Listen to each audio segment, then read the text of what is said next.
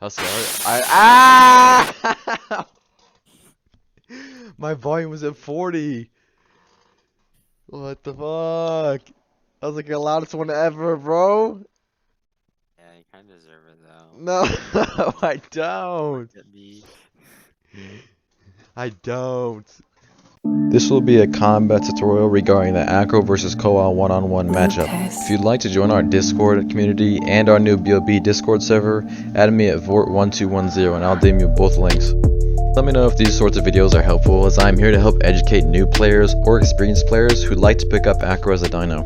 Firstly, I'm going to go over engagement styles. There's a few you can initiate. These engagement styles don't really have names. I've named this one the left to right cross. Here's a demonstration. Notice how my Acro's direction is pointed towards the river, away from the Coah. This makes it to where the Coah is focused on you and focused on the direction you're headed, so it gives the false sense of security that it knows where you're going. Once you get to about parallel with the Coah's head, you're going to want to make a sharp right turn. Make sure you lift your head so the Coah doesn't hit your head on this turn. Generally, you're going to have around a half a second to a second of leeway because the Coah was already focused on the direction you were turning previously. Once you've completed what I like to call the cross, you're going to be left with a pretty sizable gap in order to start riding the Coah's backside. Although, this gap or opening will vary in size depending on how well you executed the move and the other player's reaction timing. Here's a quick fast-paced demonstration.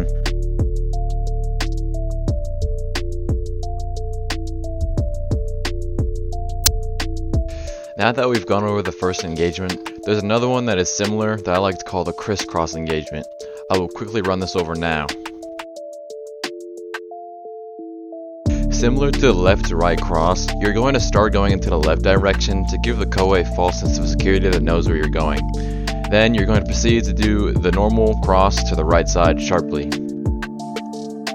This next movement is going to be executed essentially within the fraction of a second, giving the other player the idea you are normally doing the left to right cross movement to their backside, but instead of committing directly to the engagement, you're actually going to switch sides another consecutive time. A lot of the time, an experienced player will simply move forwards to make the entire engagement redundant, but on players that fall easily for baits or who are less coordinated with reaction timing, this engagement is even better than the left to right cross, simply because it is more complicated. Although the engagement can be hard to execute properly, or at all, given it's done to the correct player and done correctly, it's quite possibly the most effective frontal engagement style. Now in this next clip is an engagement style that essentially everyone in the Bermuda community knows, and it's the run-through engagement. I will briefly show how to do it effectively on Coah, because even though the engagement itself is a simple concept, messing up and dying because of improper execution is definitely a possibility.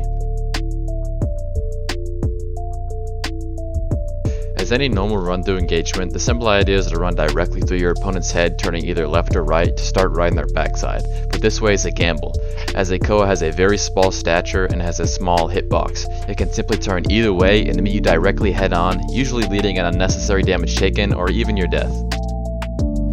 Instead of engaging head-on, if you engage your opponent's front side slightly to the left or right, in this case I prefer right, you get a tighter beginning turn circle and you can begin riding their backside as soon as you get parallel with their legs, making it less of a gamble to run directly through and engaging in more of a circular motion. This next clip is going to show you why instant roar is so important and why you must get 3 out of 3 if you want to be an efficient solo player. Now this may come as obvious, but it might not be for some, so let me demonstrate.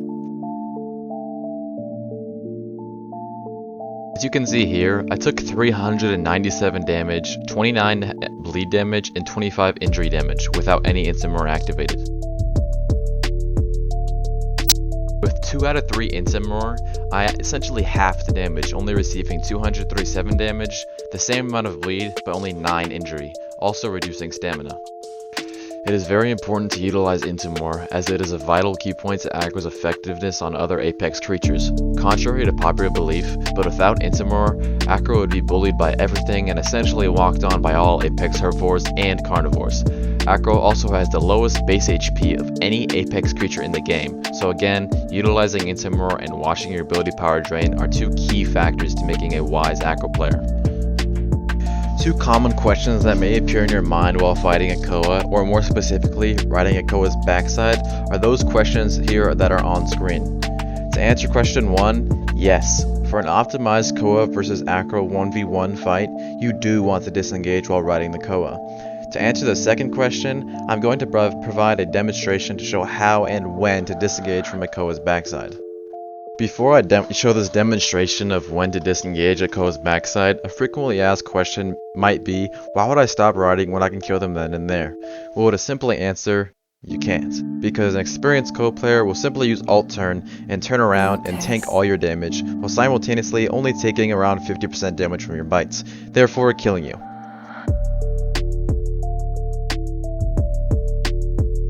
As shown in this edit here, while riding the Coah, you're going to want to position your head with the alt button directly between the tail and the back legs.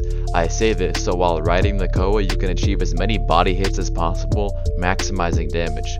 Now sometimes you may get a few tail hits, but generally you'll deal enough damage. And if you're lucky, you'll even get a leg hit, dealing additional injury and damage boosts.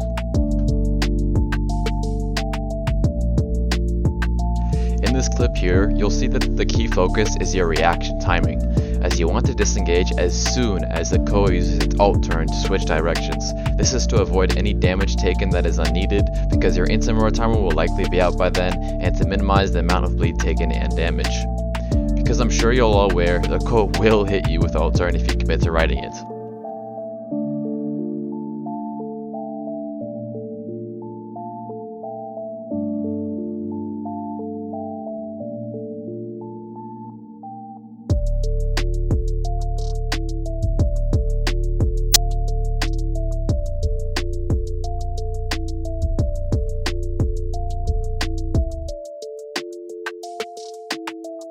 One of the last key points of the video I want to go over is terrain advantages, as they can be very helpful when fighting a Coah as Acro. The main idea when I say terrain advantages are slopes and hills that are around you.